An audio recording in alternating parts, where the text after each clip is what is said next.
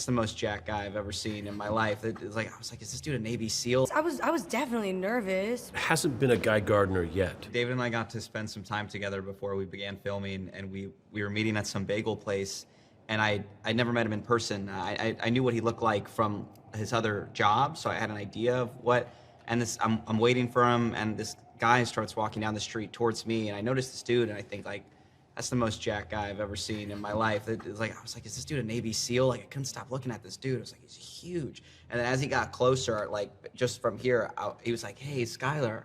It's like, oh my God, it's David, man. This guy's 700 pounds.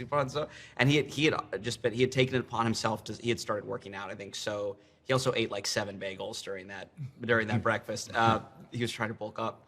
We were both bulking, but I just didn't make it as far as he did.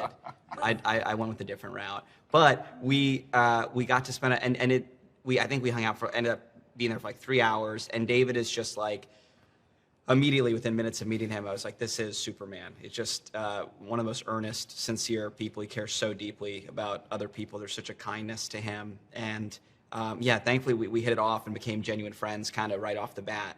Well, I think it's really integral to James that first and foremost that like the emotional life is present in every scene. I mean, that's what makes his movies so inspiring and so moving, is that heart and that emotion is there.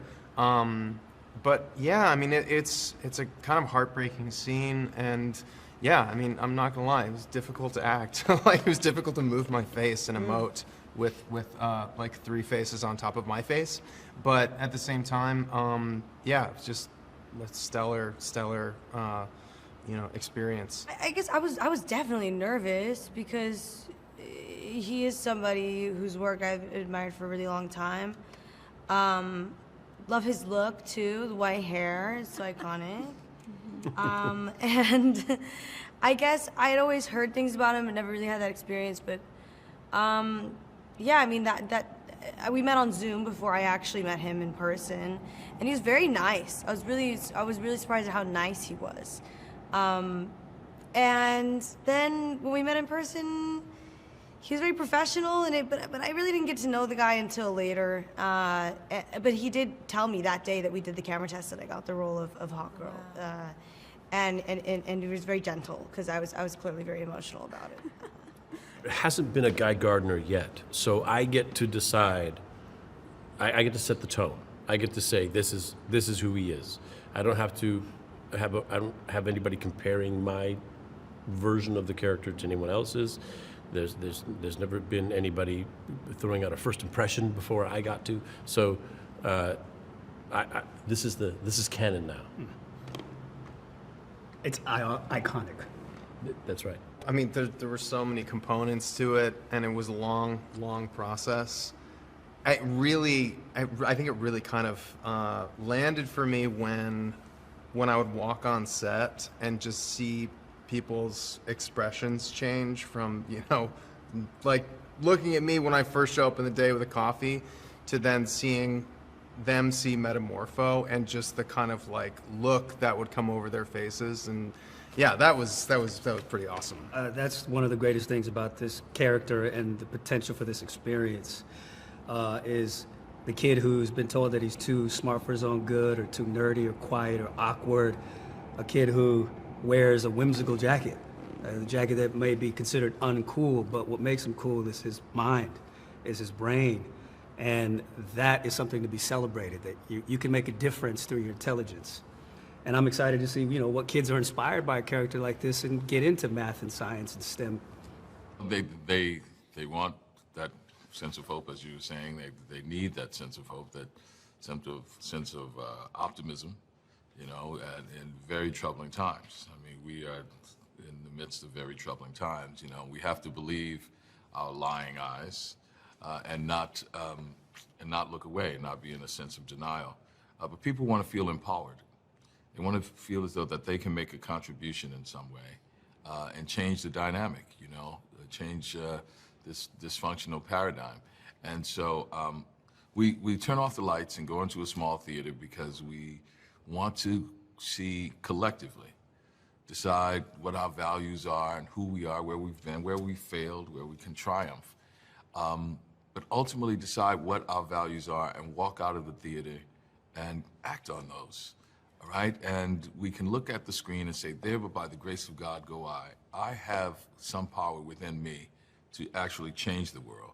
And it may be a metaphor in the story of these superhero films, but you realize that's me. I have the power to make an impact. And I think that's what it is. While it's entertaining, and the optimism and joy is there, it really gives people a sense of,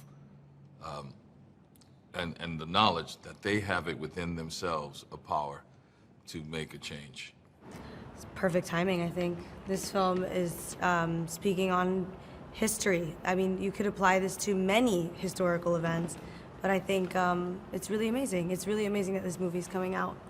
And it has a great message behind it. I was really relieved when I watched it. I was having a terrible week, consuming way too much real media, and watching this made me feel really light and happy and at least hopeful, you know?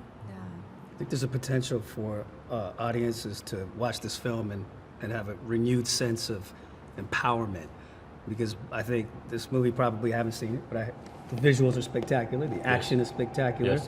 but I think really it's a meditation on the human spirit, that, you know, whatever problem that you're going through, you can attack, and you can, if it's a big societal issue or interpersonal issue, you have the power to deal with the problems that you can deal with, because true heroism is resilience and empathy, and the willingness to accept the full capacity of the human condition.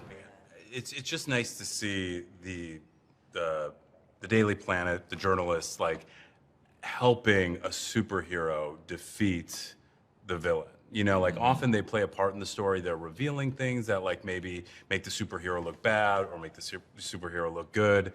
You know, it complicates things, but I haven't seen it as much where they are part of the effort to actually bring that person down, and they're in this, you know, spacecraft, and they are part of the story in tandem. And they're doing a very realistic thing. They are exposing some truth so that people can get the truth and turn on the person who is actually doing them harm. So it's really cool to see that. I think that could be exciting for younger people who might want to be journalists, to be like, wow, they do have this power. They are superheroes. They're working with them in that way. So I think it's really cool and important. The stakes feel just as high in the newsroom as they do in the action sequences. Reading the script, you have a sense that the work that we're doing is just as important as the action itself, that the representation of the action is. There's a sequence at the end of the movie where it kind of a newsroom kind of sequence, and we're sort of breaking the story down for our boss, Rachel and I, and I was kind of with this line, I was sort of not throwing it away, but saying, and James, he came in so fired up, and he was like, man, this is it. You got to say this thing. This is the moment. And there was this sense of just the responsibility that we had as journalists and the role that we played and everything. Yeah, that was apparent reading the script and then seeing the movie. I think that it's clear how important that was to James from the early development of the project.